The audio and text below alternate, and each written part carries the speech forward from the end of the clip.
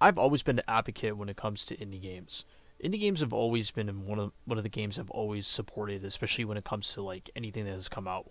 Most indie games I've played, especially like Hollow Knight, Cuphead, Undertale, a lot of the games that have come out over the past 10 years have pretty much been really good, and I've always been a big supporter of all indie games. But in the case of Buy Sweet Carole, which is a game we're actually going to talk about today, this is a game I was really excited to play for the longest time. Ever since it first got announced, ever since I seen the trailer, I've been super excited for this game. The fact that it looks like a Disney film but in a horror game, it just completely sold me. And the development on this game was quite interesting to say the least. And today we're going to talk a little bit about this game and what I thought about it. This was a game that was developed by Chris Darrow, who actually had a history in the horror genre when it came to the Remothered series. Unfortunately, I've not played that series. However, there's a huge history on him on a video that I highly recommend you guys check out. The Naves Game Opinions actually does. And I highly recommend you guys check it out, as it's actually a really good video and it goes in depth with a lot of his games. The success of this game centers upon a girl named Lana, who pretty much is trying to look for her friend Carol, who mysteriously has disappeared, and they're trying to look for her. Throughout the game, you're trying to find hints, and you're trying to find riddles, and basically solve puzzles to how you can find her. And in most of this game, it centers upon friendship, lost, and trying to find a person's past. Honestly, this game does a lot with what it does with the story, and the story is quite phenomenal. I'm not going to go too in depth with the story, since I know there's going to be a lot of people that may be interested in trying this game out, which I highly recommend you guys check it out, especially with the story and everything. The story, I think, is actually really well done. And I do think that it definitely feels like a very traditional Disney fairy tale.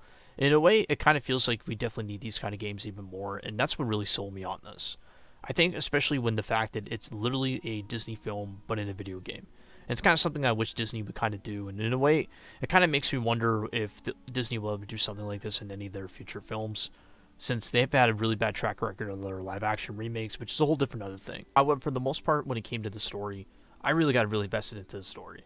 The story pretty much had a lot of twists and turns, and it was really unpredictable. And honestly, I think for the fact that this game is a horror game, of course, but what's kind of nice is that visually, you don't really expect what happens throughout the game, and I think that's kind of why I really enjoy it. Now I talked about the story, what do I think about the graphics? Well, since this is a game that pretty much focuses a lot on a hand-drawn style kind of game, obviously it's going to be different from other games where it's not going to be pixelated, it's full of shapes, and it's very flashy. Obviously it's different from other games in the past, especially from other indie games, of course. But in the sense of this game, I think the visuals of this game is really what also really sold me as well. I mean, like I said before, what really got me into wanting to play this game was the fact that it looked like a traditional Disney film. And that's kind of what's really good about this game, is that it's obviously different from other games I've played, where it tries to go with that style. And in a way, it kind of reminds me a little bit like Cuphead, where Cuphead, they tried to do a lot of the 1920s, 1930s kind of style, but in the way they did it was excellent, where they tried to do all the boss battles. In a way, it definitely felt like it was kind of in that style, in that little world. And you visually got visually into the game, even though the game was a pain in the ass to beat. But what sold a lot of people on that game was the fact that how the difficulty was, and the fact it was visually styled. It was visually amazing. And that's kind of why I think that game really worked for what it was. In this case of this game, I think it feels exactly the same way, where it's not just a game that you're playing, it's more so just the visuals. You're seeing how it looks, you're seeing how nice, beautifully it's hand drawn, and the way that's kind of what really makes this game really stand out. It's the visuals. It's the way it's all hand drawn and traditionally well done. And honestly, for this game, it definitely felt like, since we're talking about the Disney element of it, it definitely felt a lot like the Alice in Wonderland and Beauty and the Beast in a sense. Obviously, with Alice in Wonderland, where it had a lot of the bunnies, it had a lot more of like the world environment and everything. It definitely felt like a lot more like in that film. But it still reminded me a little bit like the Beauty and the Beast, where it had a little bit like the fairy tale element that happens throughout the game, and there's a little bit of a spoiler for that, which I'm not going to go in detail of. But that's what it really reminds me of. It reminds me of those two Disney films. And honestly, that's kind of what really makes this game really stand out, is mainly because of the fact that it looks visually well done. In fact, most of the animation that was drawn throughout this game was actually made by a guy named Pino Lino, who actually I gotta say is one of my favorite artists I've ever seen in a lot of the Disney art. Now, obviously, there's been a lot of Disney artists out there that have done so many commissions and like doing a bunch of Disney characters, but his work is just fantastic. I recommend you definitely check out his bio and like his DeviantArt. There's so many different art pieces that he's done, and I highly recommend you check out his stuff because his art is fantastic. In terms of the gameplay, what do I think about it? Well, since it pretty much is a visually kind of hand-drawn kind of film, pretty much the whole gameplay is you interact with the character Lana, and you just kind of go around from A to B and basically kind of just solve puzzles, almost like kind of like a point and click kind of horror game, but in the sense that you're basically just kind of go from point A to B just to kind of find like each different hints and areas just to kind of go to the next level. And in a way, it's kind of really well done with how the gameplay really is, with how you interact with the character. However, there is some bugs and glitches, which we're actually going to get to in a minute. But in terms of the whole gameplay itself, I think is actually pretty well done. You also get to transform into a bunny, which when you come from human to bunny, overall it actually is a lot of fun to play. You jump from different platforms where you can find different areas to jump from. You also find little passageways. The bunny element is actually a lot of fun to play as you kind of switch from human to bunny. Now the character you also get to play as is Mr. Baisley, who pretty much has like a small little head that basically goes through different small little passages. But then as he goes big, he kind of has an umbrella that he just kind of swings around at enemies. He's pretty useful for the most part. Overall, the gameplay I think is actually really good. However, this game is really far from perfect, which is a shame because I really wanted this game to be like having no issues at all. Unfortunately, not every game is going to be perfect, but the game does have its issues. I'm just going to get this out of the way. I think the AI in this game is completely terrible, mainly because of the fact that when you go and try to find an area to hide from an enemy or a monster coming after you, the AI pretty much knows where you are, and even if you try to hide somewhere, even if you're trying to hold your breath, it still finds you. For some reason, this happens every time I try to hide somewhere, and it's really kind of just really predictable for the enemy to find me. To me, it kind of really kind of pisses me off in a sense because I really kind of wish that you're actually able to kind of just hide and the enemy doesn't know where you are, unless it makes it somehow convenient.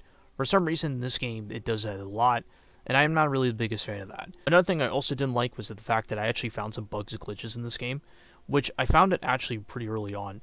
As you kind of reunite with Mr. Baisley, you pretty much are like this little head, and as you're kind of through a small different passageway, you pretty much go through a different area, and as you're in the area, you pretty much just fade away. You can't play as the character, he pretty much just disappears. And I've tried restarting the game, I've tried restarting the mission, I've tried dying, I've tried everything I can, just so that way I can actually go back to the area and I actually can have the character reappear. For some reason, this was an ongoing bug that I could not fix. That's actually one thing that I've noticed with this game, that you could tell when the game was kind of in development and or kind of was pushed out. You could tell they didn't exactly put a lot of time in actually trying to make sure that the game doesn't have any bugs and glitches, which in a way I feel like this game does need a lot of patchwork. And I honestly think if this game does get actually, like, the fan base kind of sees that there's a lot of bugs and glitches, I really hope they actually fix that, because this was one thing I did not like at all. I really wish that they had definitely fixed it before the game got rushed out. Yet, despite the minor nitpicks, I still think the game is really good. I really enjoyed this game. This was definitely one of the indie games I was really heavily surprised I really liked. And it's mainly because of the fact of how visually and nice it looks, and the fact that it really reminds me so much of an actual hand-drawn Disney film. I think that's what really got me the most. And it's not just the fact that it's really hand-drawn, it's really nice looking. It's just the fact that gameplay is a lot of fun. And honestly, the fact that it's actually a horror game is really saying something. Especially for an indie game, it really is. I honestly think that indie games have come a long way with how much of that people have actually put into a lot of effort in a lot of the games. And it's kind of something that I really wish a lot of video games nowadays, especially from like AAA companies and a lot of the main companies like Nintendo, Sony, and Microsoft. I really wish that they got more games like this where they're really stunning and really nice looking. But in terms of indie games, I feel like indie games have never really disappointed. And this is definitely one of those games I definitely feel did not really disappoint. Despite the bugs and glitches and everything, I still think that there is definitely some room for improvement, especially with the patchwork and everything. But still, the game is really good. The game also consists of 10 chapters, and you can pretty much beat the 10 chapters in at least about a few hours in. And pretty much you would not be disappointed at how great this game is. And the fact that this game is only in the $30 range, I think it's pretty affordable, especially when like it's definitely an indie game, and I definitely do think that this game needs a lot of support. So honestly, I recommend you check out By Sweet Carole, as it is a great game, and it's one of the best looking games I've seen this year. And I probably would say it's definitely up there as one of my favorite games 2025, as it is a great game.